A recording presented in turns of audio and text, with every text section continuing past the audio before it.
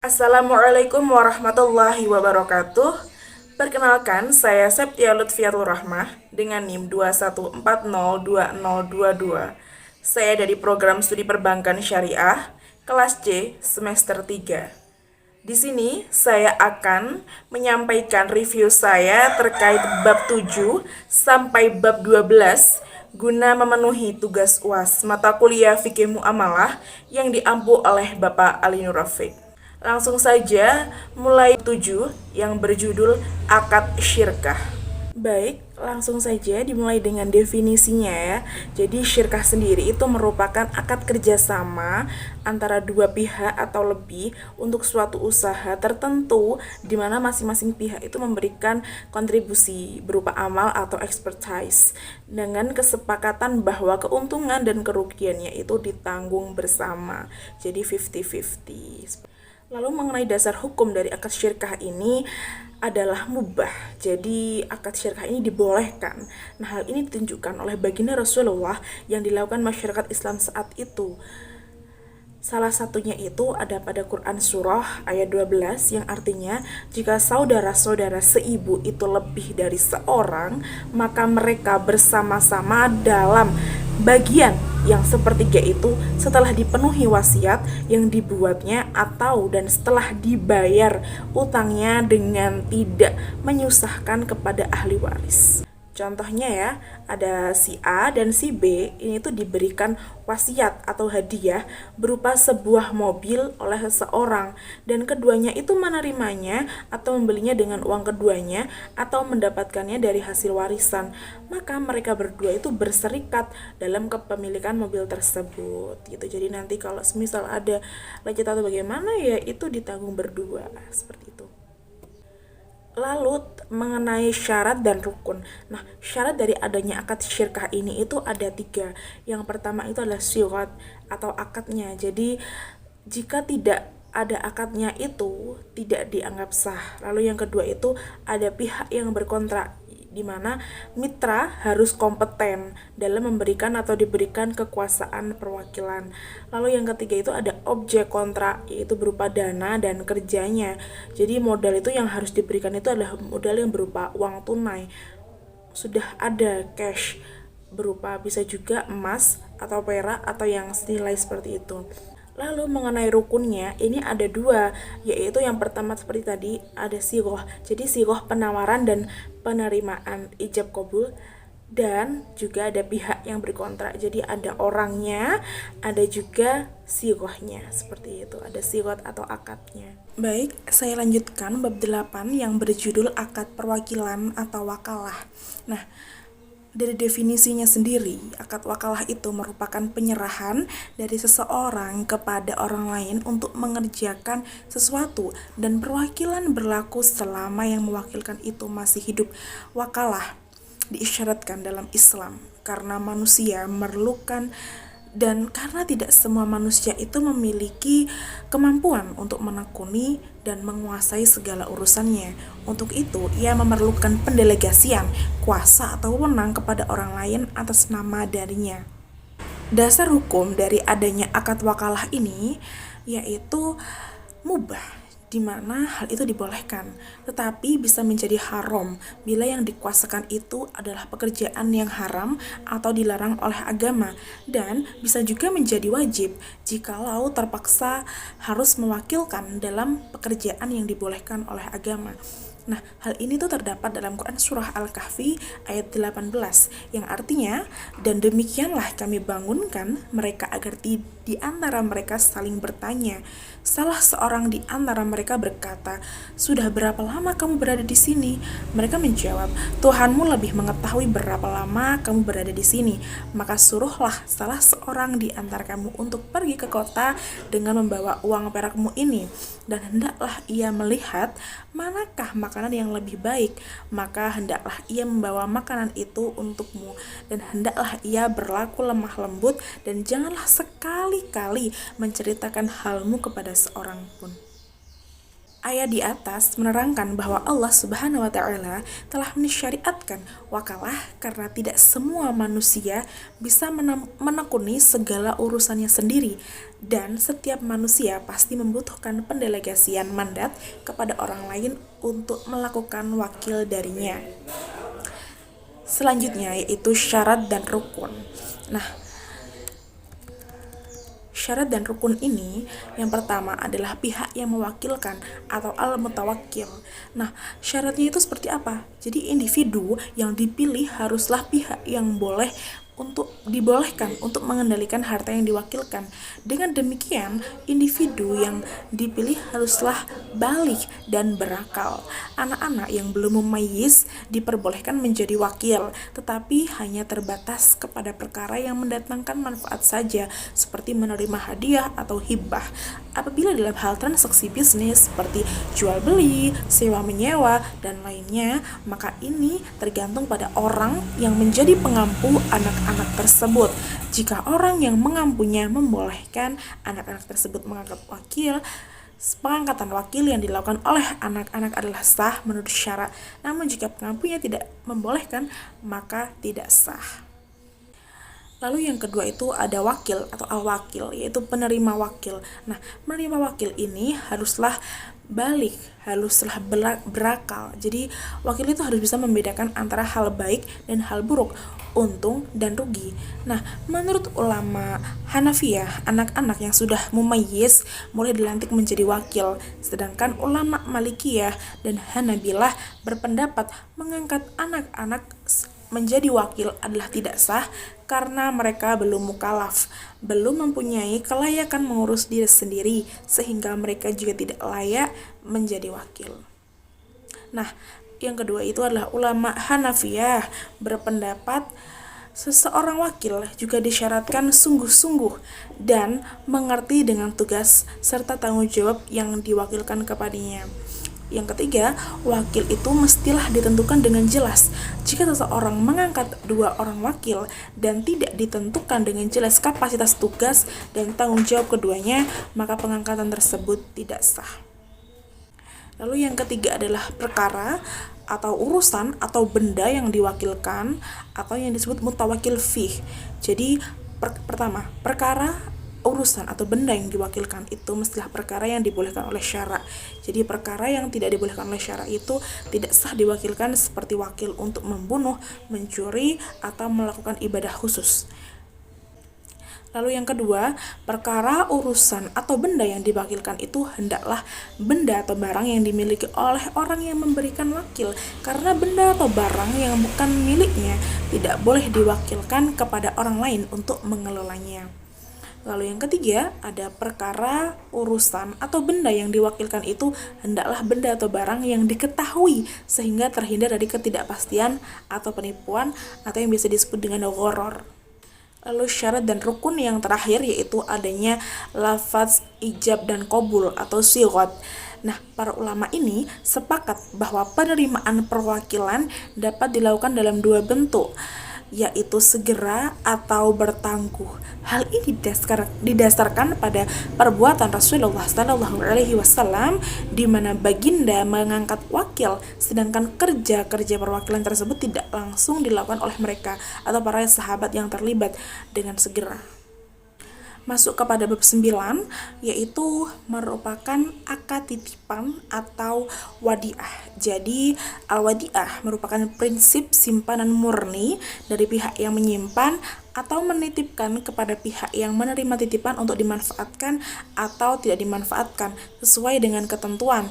Nah, titipan itu harus dijaga dan dipelihara oleh pihak yang menerima titipan, dan titipan ini dapat diambil sewaktu-waktu pada saat dibutuhkan oleh pihak yang menitipkannya dengan syarat dan ketentuan yang berlaku. Nah, dasar hukum dari wadiah ini adalah dibolehkan. Jadi syarat itu membolehkan adanya akad wadiah. Ini berdasarkan Al-Quran, Sunnah, dan Ijma'. Nah, salah satunya dari Al-Quran itu ada pada Quran surah Al-Baqarah ayat 283, yang dimana artinya itu Jika kamu dalam perjalanan dan bermuamalah tidak secara tunai, sedang kamu tidak memperoleh seorang penulis, maka hendaklah ada barang tanggungan yang dipegang oleh yang berpiutang. Akan tetapi, jika sebagian kamu mempercayai sebagian yang lain, maka hendaklah yang dipercaya itu menunaikan amanahnya atau utangannya, dan hendaklah ia bertakwa kepada Allah Tuhannya, dan janganlah kamu para saksi menyembunyikan persaksian, dan barang siapa yang menyembunyikannya maka sesungguhnya ia adalah orang yang berdosa hatinya, dan Allah Maha mengetahui apa yang kamu kerjakan. Lalu masuk kepada syarat dan rukunnya. Yang pertama itu ada syarat. Jadi akad wadiah ini memiliki 4 syarat. Yang pertama ada orang yang menitipkan. Nah, orang yang menitipkan ini haruslah balil, berakal, dan dapat dipercaya. Yang kedua ini adalah orang yang menerima titipan. Syaratnya itu juga sama, haruslah balik, berakal, dan dapat dipercaya. Nah, yang ketiga ada barang yang dititipkan. Jadi barang yang dititipkan ini haruslah barang yang berwujud dan dimiliki oleh orang yang menitipkan dan dapat diserahkan ketika perjanjian berlangsung. Nah, yang keempat haruslah ada ijab qabul atau sirat. Lalu rukun dari akad wadiah. Jadi akad wadiah itu kan ada 2 ya, wadiah yad amanah dan wadiah yad domanah. Dimana kalau wadiah yad amanah ini tidak boleh dimanfaatkan titipannya, tapi kalau wadiah yad domanah ini boleh. Nah, rukunnya itu yang pertama haruslah adalah pelaku akad. Jadi yaitu ada penitip atau mudi atau muwaddi, dan penyimpan atau penerima titipan yaitu muda atau wadi atau mustauda. Nah, lalu yang kedua haruslah ada objek akadnya yaitu barang yang dititipkan tadi. Yang ketiga haruslah ada siwatnya atau ijab dan qabulnya. Masuk kepada bab 10 yang berjudul gadai, akad gadai atau gadai syariah atau yang biasa disebut dengan ar-rohan. Nah, di mana ar-rohan ini merupakan akad perjanjian antara pihak pemberi pinjaman dengan pihak yang meminjam uang. Hal ini dimaksudkan untuk memberikan ketenangan bagi pemilik uang atau jaminan keamanan uang yang dipinjam.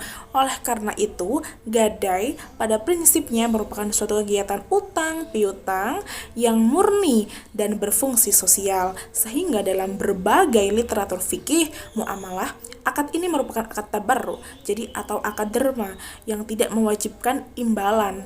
Praktik gadai ini telah ada sejak zaman Rasulullah SAW dan beliau sendiri pun pernah melakukannya.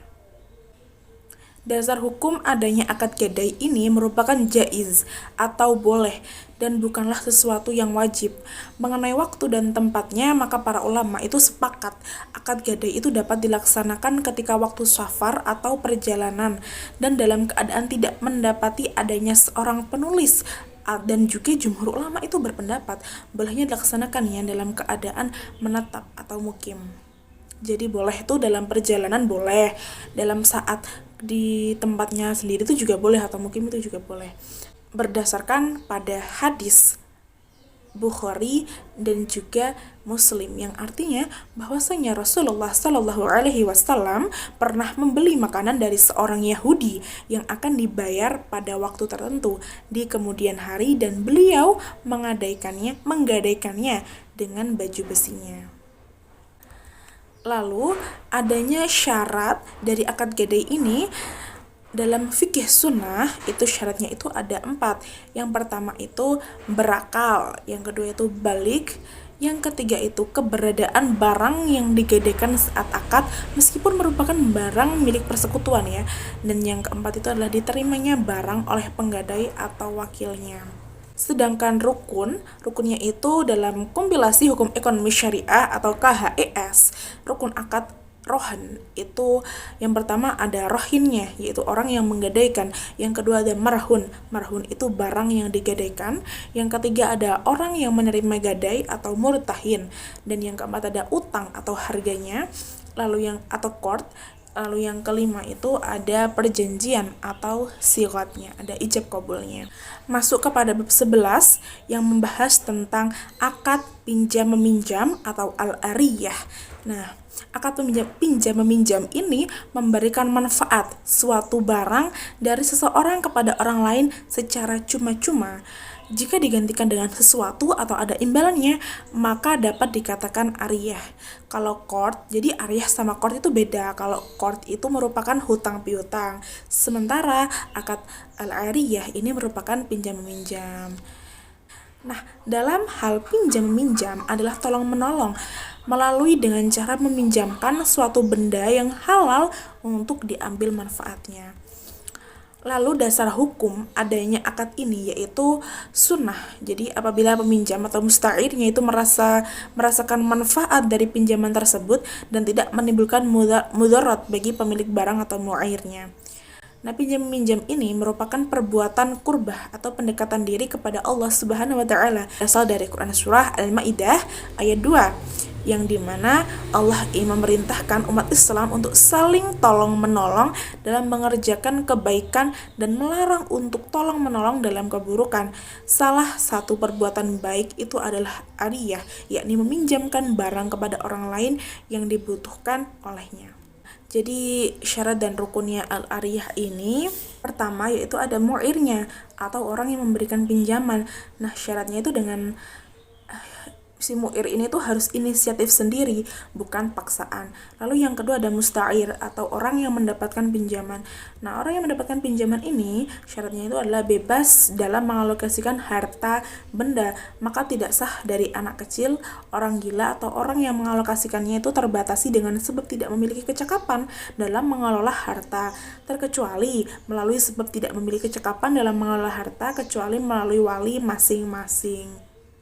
Lalu yang ketiga itu ada mu'ar. Mu'ar itu adalah barang yang dipinjamkan. Syaratnya itu barang itu kan memiliki manfaatnya. Manfaatnya itu sesuai dengan dari benda tersebut. Jadi maka itu tidak sah kalau akad ariyah ini pada koin emas atau perak dengan maksud untuk dijadikan sebagai hiasan, karena pada dasarnya manfaat dari koin tersebut bukan untuk hiasan. Jadi harus sesuai dengan manfaat dari benda tersebut. Lalu yang kedua itu adalah musta'ir, dapat mengambil manfaat mu'ar atau barangnya itu atau sesuatu yang dihasilkan darinya seperti meminjam kambing untuk diambil susu dan anaknya, atau meminjam pohon untuk diambil buahnya. Maka tidak sah akad ariyah pada barang yang tidak dapat dimanfaatkan seperti keledai yang lumpuh. Jadi musta'ir ini maksudnya syarat dari barangnya ini itu harus memiliki manfaat yang dipinjam itu tadi. Lalu yang ketiga itu adalah mu'ar. Jadi mu'ar itu dimanfaatkan dengan membiarkannya tetap dalam kondisi utuh. Jadi kalau sudah tidak dalam kondisi utuh itu maka tidak sah akad ariyahnya tadi. Semisal ya makanan untuk dikonsumsi atau pada sabun atau pada sampo yang pemanfaatannya itu sudah habis gitu. Lalu yang keempat ini adalah sigat atau akad ya. Jadi adanya rukun ini merupakan syarat yang wajib dilakukan gitu. Jadi kalau rukunnya tidak dijalankan, maka salah satu syarat dalam bisa dilakukan itu ya tidak sah karena tidak semuanya dilakukan. Masuk bab ke-12 yaitu barang temuan atau aluqotoh. Jadi di bab 12 ini membahas tentang aluqotoh. Jadi apa sih aluqotoh itu? Jadi aluqotoh itu merupakan bahasa Arab dari barang temuan, di mana barang yang hilang dari pemiliknya lalu ditemukan dan diambil orang lain. Hilangnya sebuah barang dari pemiliknya tidak mengakibatkan kepemilikannya terhadap barang tersebut hilang. Jadi masyarakat yang menemukan atau orang yang menemukan tadi itu haruslah merawat dan menyimpannya, lalu serta mencari siapa sih orang yang memiliki barang ini gitu. Nah, kepemilikan barang temuan. Jadi kepemilikan barang temuan itu kalau udah setahun dia mencari pemiliknya dan ternyata belum diketahui, jadi halal baginya untuk menyedekahkan barang temuan tadi gitu loh, baik dia itu yang menemukan orang kaya atau orang miskin. Ulama Hanafiyah ini mengatakan bahwa apabila penemunya itu orang kaya, maka ia tidak boleh memanfaatkan harta temuan tersebut, tetapi wajib baginya untuk menyedekahkan harta itu kepada orang miskin atau orang yang tidak mampu, sekalipun orang tidak mampu itu merupakan keluarga dekatnya.